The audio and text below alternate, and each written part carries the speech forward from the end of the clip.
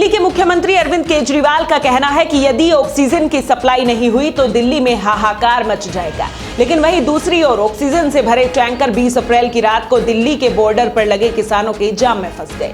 इससे ऑक्सीजन से भरे टैंकर दिल्ली में देरी से पहुंचे। टैंकर चालकों को उम्मीद थी कि जाम के दौरान ऑक्सीजन के टैंकरों को निकालने दिया जाएगा, लेकिन ऐसा नहीं हुआ। टैंकर चालकों का कहना है कि यदि दूसरे रास्तों से दिल्ली जाना होता है तो कम से कम 100 किलोमीटर ज्यादा दौड़ना पड़ेगा।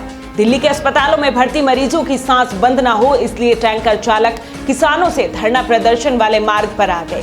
दिल्ली के लिए ऑक्सीजन के महत्व को देखते हुए अब किसानों ने दिल्ली की सीमाओं पर किसानों की संख्या को और बढ़ा दिया है ताकि कोई भी वाहन वहां से गुजर नहीं सके।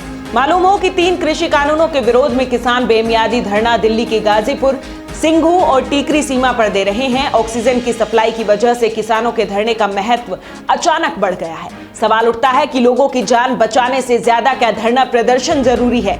किसान अपनी मांगों को लेकर आंदोलन करे, इस पर किसी को भी ऐतराज नहीं है, लेकिन ऐसे आंदोलन से जब लोगों की जान को खतरा हो जाए तब अनेक सवाल उठते हैं। दिल्ली की सीमाओं पर जो किसान धरना देकर बैठे हैं वे भी भारत के नागरिक हैं और जो कोरोना संक्रमित मरीज दिल्ली के अस्पतालों में भर्ती हैं वो भी भारतीय नागरिक हैं। क्या एक नागरिक की वजह से दूसरे नागरिक की मृत्यु हो जाना उचित होगा?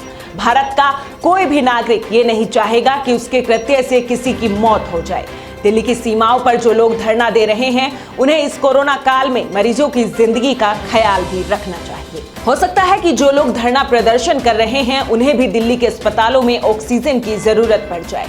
इस मामले में दिल्ली के मुख्यमंत्री अरविंद केजरीवाल महत्वपूर्ण भूमिका निभा सकते हैं।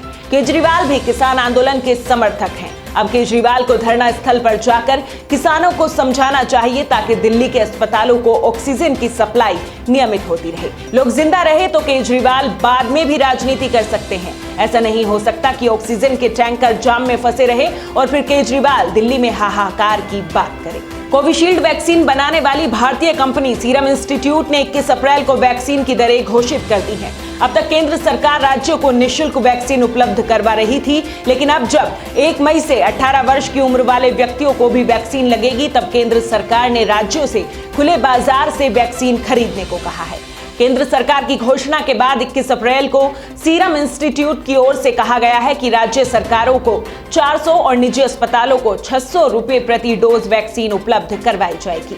राज्य सरकारें और प्राइवेट अस्पताल अपनी जरूरत के अनुरूप वैक्सीन मंगवा सकते हैं। केंद्र सरकार ने विदेशी कंपनियों को भी वैक्सीन उपलब्ध करवाने की छूट दी है।